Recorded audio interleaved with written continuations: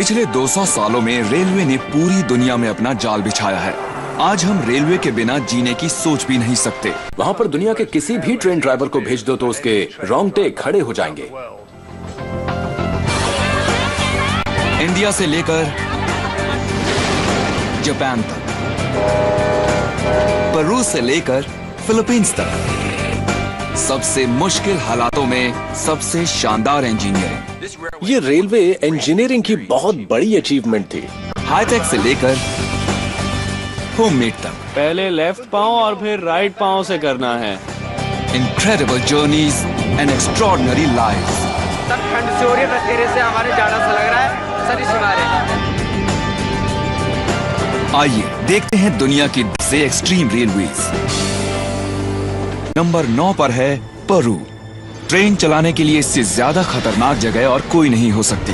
पहाड़ के किनारे पर, जमीन से लगभग 5 किलोमीटर ऊपर, उस ट्रेन को ड्राइव करना जिसमें हजारों टन मेटल्स लदा हो।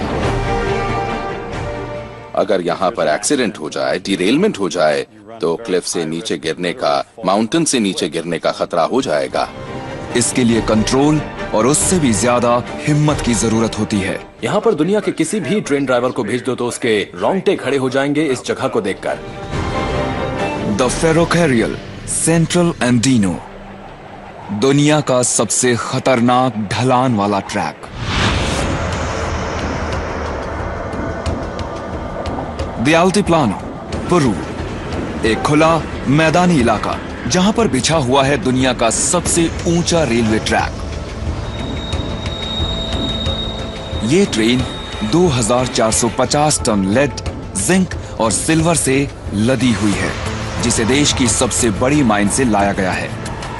इसे एक बेहद ही खतरनाक सफर पर निकलना है, जो इसे एंडीज के ऊपर मौजूद माइन से दुनिया के सबसे ढलान वाले ट्रैक से होते हुए कोस्ट तक ले जाएगा। अपने सबसे ऊंचे पॉइंट से ये लगभग 112 किलोमीटर के फासले में 13,000 फुट नीचे पहुंचती है। ये भयानक ढलान इस सफर को और भी ज्यादा खतरनाक बना देती है। आमतौर पर अगर किसी फ्रेट ट्रेन को सुरक्षित तरीके से इतनी नीचे तक पहुंचना हो तो वो इससे दुगना फासला तय करती है। इसे 1870 में 10,000 लोगों ने बनाया था। ये 19th सेंचुरी के सबसे एम्बिशियस रेल बिल्डिंग प्रोजेक्ट्स में से एक था।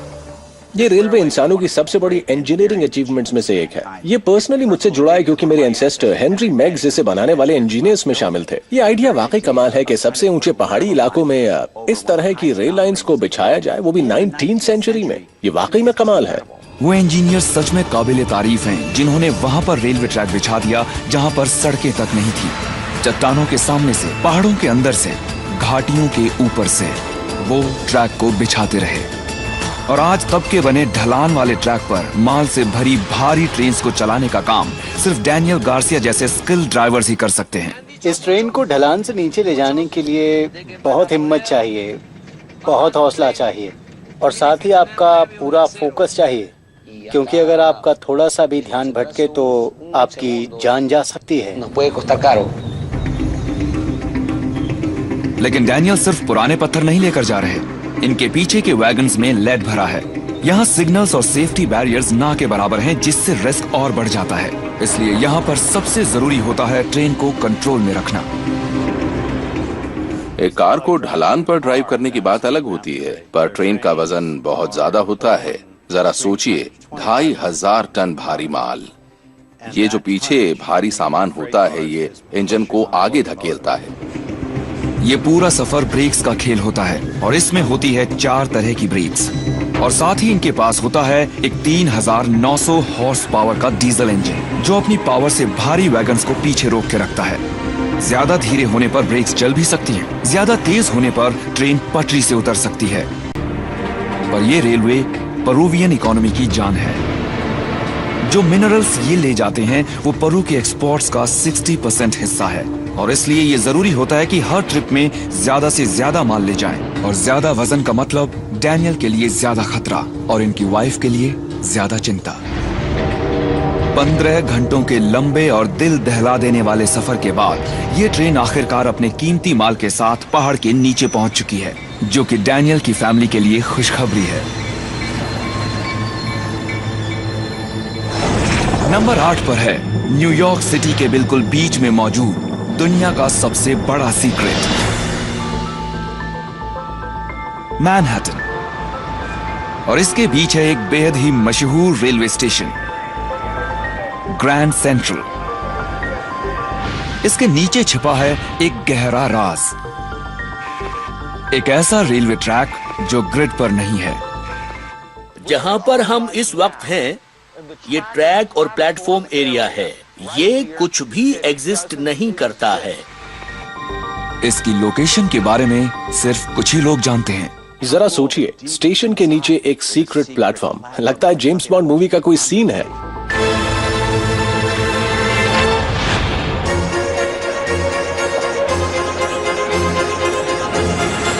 ये दुनिया का सबसे बड़ा रेलवे स्टेशन है। 44 platforms, 67 tracks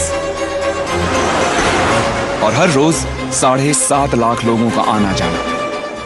grand central terminal busiest railway station में से एक है, सिर्फ यूनाइटेड स्टेट्स में ही नहीं बल्कि पूरी दुनिया में। रूट काफी बिजी है, थोड़ा अलर्ट रहें। ये हमारा कमांड सेंटर है, यहाँ सब कुछ कंट्रोल होता है।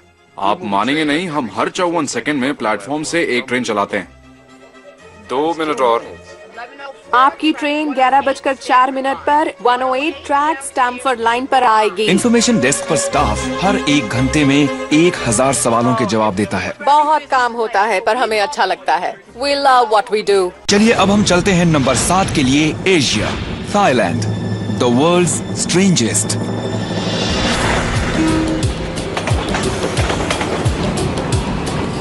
सुबह के 9:40 हुए हैं बैंकॉक में और ये है ट्रेन नंबर 4381 के ड्राइवर। इनका काम इस ट्रेन को मैकलॉन्ग स्टेशन तक पहुंचाना। बहरहाल मैकलॉन्ग में लोकल मार्केट अपने पूरे शबाब पर है। जिरत सिसोकॉन ने खरीदा है थोड़ा सी फूड, जिसके लिए ये मार्केट फेमस है। पास ही में वोनिडा पिंटोंग भी अपने काम में लगी हुई हैं। बहुत से लोग यहाँ ताजी सब्जियां, मसाले और फल खरीदने आते हैं। ये एक टिपिकल थाई मार्केट लगती है, पर यहाँ एक प्रॉब्लम है कि ये मार्केट रेलवे ट्रैक पर है और सिर्फ 5 मिनट में गुजरने वाली है इस ट्रैक पर ट्रेन नंबर 4381 और वो ठीक उस जगह से गुजरेगी जहाँ पर खरीदारी कर रही हैं जिरत और वोनिडा। ऐसा पागलपन मैंने पूरी दुनिया में कहीं नहीं देखा। लोगों से भरे बाजार की तरफ बढ़ती हुई एक ट्रेन, न जाने अब क्या होगा। मैकलॉन्ग मार्केट के दुकानदार यहाँ से हटने को बिल्कुल तैयार नहीं, क्योंकि इन्हें यहाँ पर बहुत वक्त हो चुका है। मेरी फैमिली यहाँ सबसे पहले आई थी, उसके बाद ये दुकान शुरू की मेरे डैड ने, और अब मैं संभाल रहा हूँ। ये मार्केट 30 साल पुराना है, मैं भी तभी से सामान बेच रही हूँ। पर रेलवे यहाँ पर उससे भी पहले से है। रेलवे को तो 100 साल से भी ज्यादा हो गए यहाँ पर। ट्रेन नंबर 4381 पास आ रही है। सिर्फ 3 मिनट बचे हैं, लेकिन यहाँ किसी को कोई फर्क नहीं पड़ रहा। हमारा रोज का काम है, हमें टाइम मालूम है। और जब सिर्फ कुछ ही सेकंड्स रह जाते हैं, मार्केट के स्टॉल्स रेड सी की तरह एक दूसरे से दूर होने लगते हैं। ट्रैक एकदम साफ नजर आने लगता है और लोकल्स इसे टाला ड्रॉम पुप या the umbrella pull down market कहते हैं।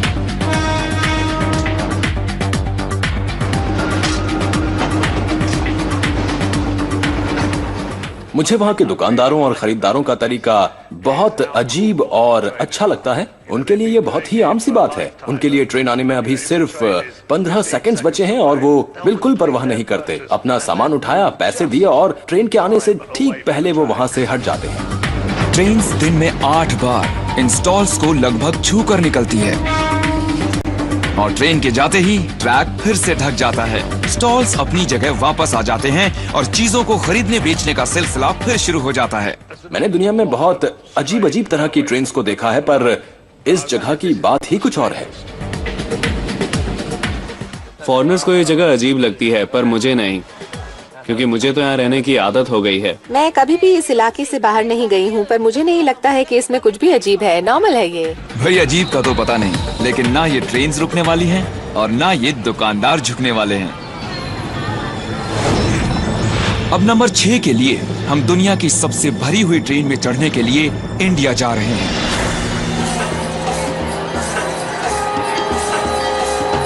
थाईलैंड में लोग ट्रेन के आने पर रास्ता छोड़ देते हैं, लेकिन यहाँ ट्रेन से चिपक जाते हैं। पैसेंजर्स ज्यादा और जगह कम, नतीजा इन्हें हर रोज अपनी जान पर खेल कर काम पर पहुंचना पड़ता है।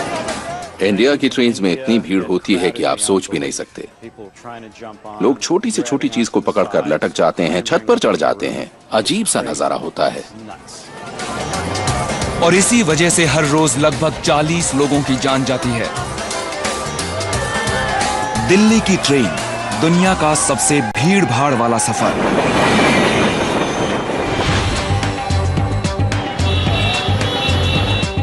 दिल्ली सुबह के 8 बजे है। ये दुनिया के सबसे भीड़ वाले शहरों में से एक है और सभी को अपने काम पर पहुंचने की जल्दी है। यहां से 25 किलोमीटर की दूरी पर है नोली। गहरी धुंध का मतलब होता है ट्रेन के आने में देरी, और इस वजह से प्लेटफॉर्म पर हजारों की तादाद में पैसेंजर्स इकट्ठे हो जाते हैं। कविता कुमारी को यहां से ट्रेन पकड़ते हुए 10 साल हो चुके हैं। से आई हूँ, कंपनी जाती हूँ, सादरा विश्वास नगर में मैन स्विच की फैक्ट्री, उसमें काम करती हूँ। हफ्ते में 6 दिन इन्हें यहाँ अपनी हिम्मत दिखानी पड़ती है, क्योंकि दिल्ली में प्लेटफॉर्म्स पर भी खतरा होता है। कभी कभी तो पैर में चोट लग जाती है, हाथ मुड़ जाता है, कोई सर पे मार देता है, कोई ऐसा कर रही है, कोई ऐसा कर रही है। ए तू क्यों कर रही है ऐसा? कोई चुपटी मार, ऐसे करते करते फिर लड़ाई हो जाती है, लड़ाई होते है फिर ऐसे। कुलदीप कुमार और इनके दोस्त रमेश को भी दिल्ली में अपने काम पर पहुंचना है। कुलदीप एक वायर फैक्ट्री में वाइंडर का काम करते हैं और रमेश का एक फ्रूट स्टॉल है। मतलब ट्रेन का जो रूट है वो सिर्फ 4 ट्रेनें चलती हैं इस रूट पे। वो 8 वाली है, एक 9 वाली है और एक एक्सप्रेस और एक 12 वाली है। तो सर ये जितनी भी चारों ट्रेनें जाती हैं ये सब लोडी रोके जाती है सर, फुल। आखिरकार 1.5 घंटे की देरी के बाद एक ट्रेन आती है। इस लाइन पर नोली से पहले सिर्फ 3 स्टॉप्स हैं, फिर भी ट्रेन पूरी तरह भरी हुई है और ट्रेन के रुकते ही ट्रेन में चढ़ने का मुकाबला शुरू हो जाता है।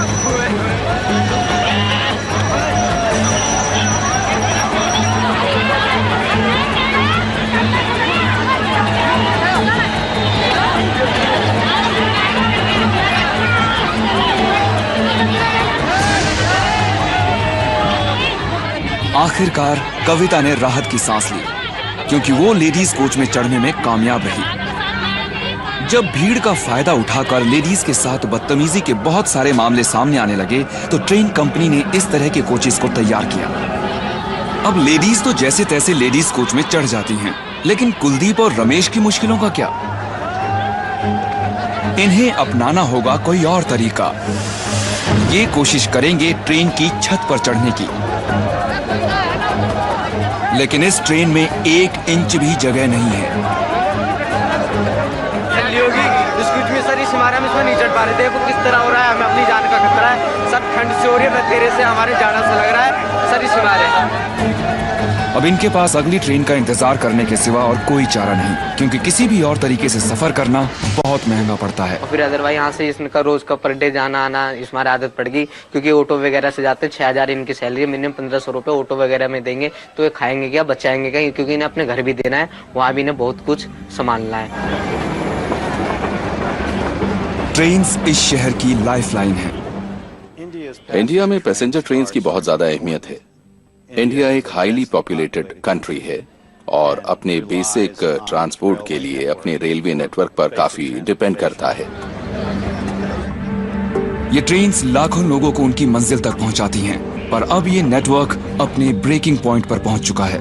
बहुत सी जगहों पर अब भी पुराना सिस्टम लगा है और मुसाफिरों की संख्या हर साल बढ़ती जा रही है। जो अगली ट्रेन आई वो भी खचाखच भरी हुई है, लेकिन इस बार कुलदीप और रमेश को इस पर किसी भी हाल में चढ़ना ही होगा। जब मैं घर से चलता हूँ तो मेरे दिमाग में सिर्फ एक ही बात रहती है, मुझे जहाँ जाना अपनी शॉप तक मुझे पहुँचना है।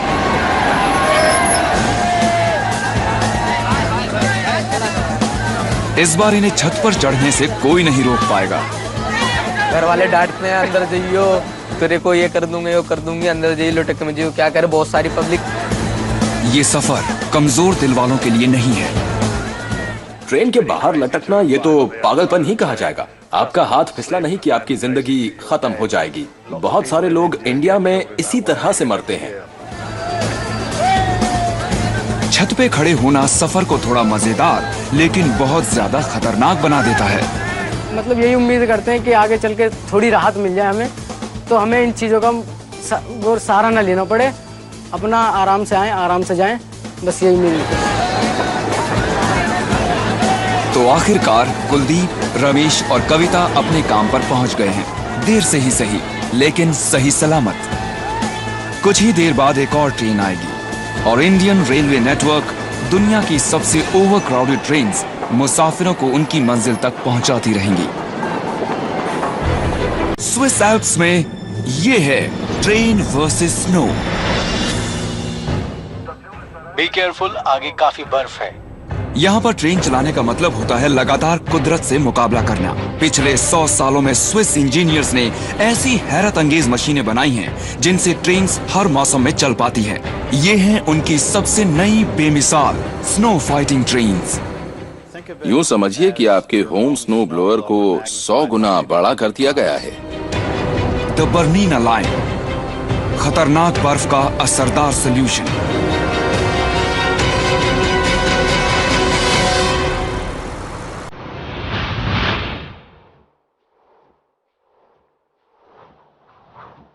द स्विस एल्प्स, सर्दी का मौसम है।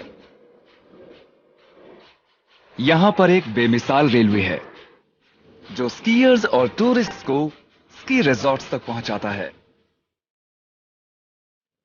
245 बर्नीना लाइन ट्रेन की कंडक्टर है वेरा लिन निकलास। मैं इस रेल बोर्ड पर 7 सालों से काम कर रही हूँ। मुझे मेरा काम बहुत अच्छा लगता है, बहुत एक्साइटिंग है।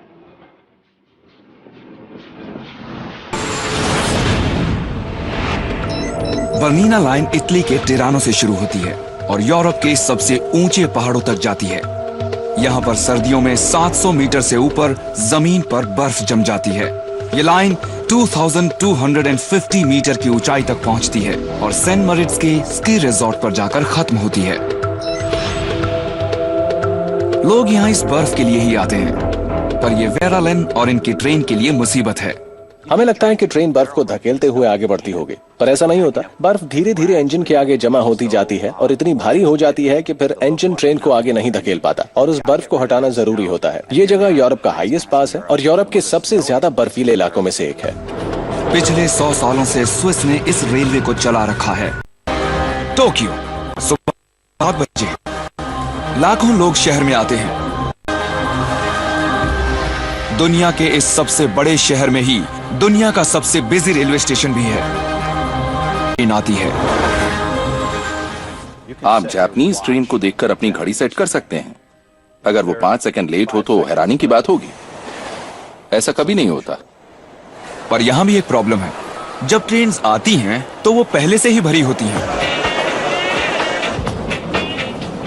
पर अगर आपको अपने ऑफिस टाइम पर पहुंचना है तो भाई चढ़ना तो पड़ेगा ही। इससे कोई फायदा नहीं होता है अगर आप सोचते हैं कि इसे छोड़ देता हूं और अगली ट्रेन में चला जाऊंगा। अगली भी इस तरह से भरकर आने वाली है, मतलब कि कोई और तरीका ही नहीं है। अब यहाँ जितनी ट्रेन चल रही हैं, उससे ज्यादा नहीं चलाई जा सकती, तो जापानीज ने इसका एक एक्सट्रीम सोल्यूशन ढूंढा है, द ओशिया, जिन्हें द पुशर्स भी कहते हैं।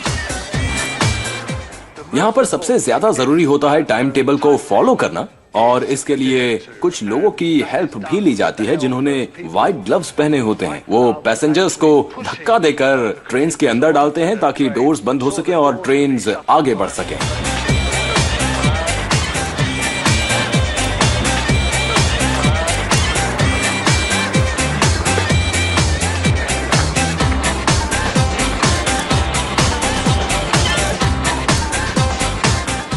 जो भी हो, ये सिस्टम कामयाब है। हर रोज लाखों पैसेंजर्स सही टाइम पर अपने ऑफिस पहुंचते हैं।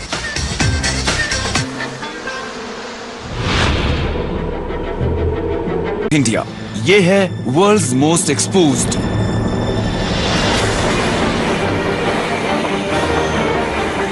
कुछ जगह ऐसी होती हैं जहां पर रेलवे ट्रैक्स बिछाना अच्छा आइडिया नहीं होता, जैसे कि लहरों से भरे समुद्र के बीच। ये सोचकर हैरानी होती है कि ये रेल ब्रिज अभी तक टिका कैसे हुआ है। इस रेल रोड ने इतनी ज्यादा मुसीबतें झेली हैं कि आप इसके बारे में सोच भी नहीं सकते। इस ट्रैक का सबसे खतरनाक दुश्मन है इंडियन ओशन। ऐसे ट्रैक पर कोई ट्रेन अगर पटरी से उतर जाए तो बचने की उम्मीद ना के बराबर होगी। ये एक चमत्कार ही है कि ये अभी तक खड़ा कैसे है। Pamban bridge, the world's most exposed railway.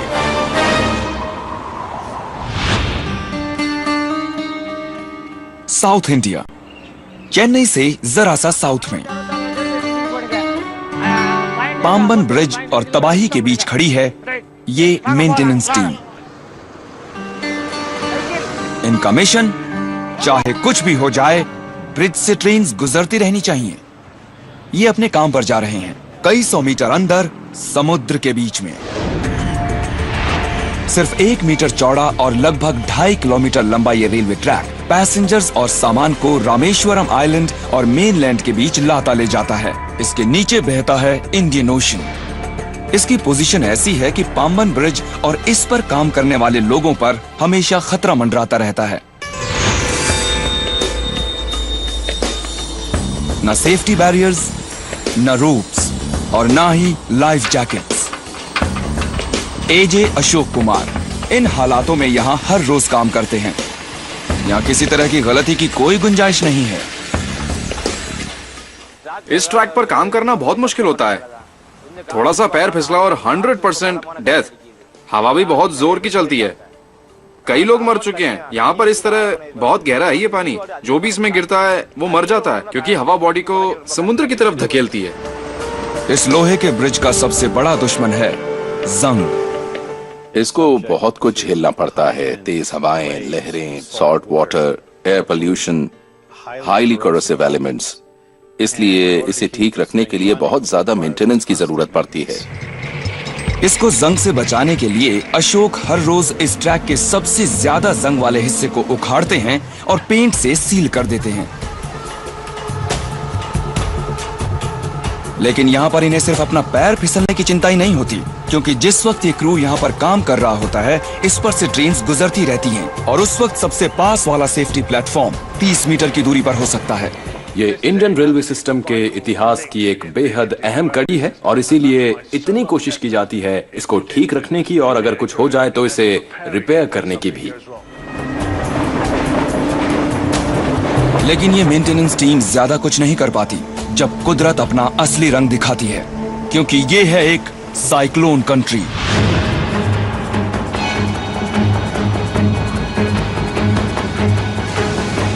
और जब कोई साइक्लोन समुद्र में उठता है तो लोकल सिर्फ ये दुआ कर सकते हैं कि इस ब्रिज को कुछ ना हो। एस कैलेसेल्वम को याद है कि 22 दिसंबर 1964 को क्या हुआ था जब एक साइक्लोन आया था। ये आधी रात की बात है। बहुत तेज हवा चलने लगी। सब लोग अपने अपने घरों में घुस गए और दरवाजे बंद करके अंदर ही बैठ गए। फिर अचानक घरों की छतें उड़ने लगीं और पाम के पेड़ गिरने लगे और कुछ भी नहीं बचा। अगली सुबह गांव वाले ये देखने निकले कि कितना नुकसान हुआ है। सुबह 6 बजे जब सबने देखा क्या हुआ है तो साफ पता चल रहा था ब्रिज को बहुत ज्यादा नुकसान पहुंचा है। ब्रिज टूटकर समुद्र के पानी में गिरा हुआ था। सिर्फ पिलर ही साबुत बचे थे उसके, बाकी सब डूब गया था। ये ब्रिज जो 1914 से यहाँ था अब टूट चुका था। ये बात सच है कि बहुत से गांवों में भी भारी तबाही मची थी, पर इसके बावजूद सबसे पहले इस ब्रिज को बनाया गया। हैरानी की बात है कि सिर्फ 46 दिनों में पुराने ब्रिज के बचे हुए हिस्सों पर एक नया ब्रिज बना दिया गया। जिन्होंने ये ब्रिज बनाया था, आज उनकी नेक्स्ट जनरेशन इसकी देखभाल कर रही है।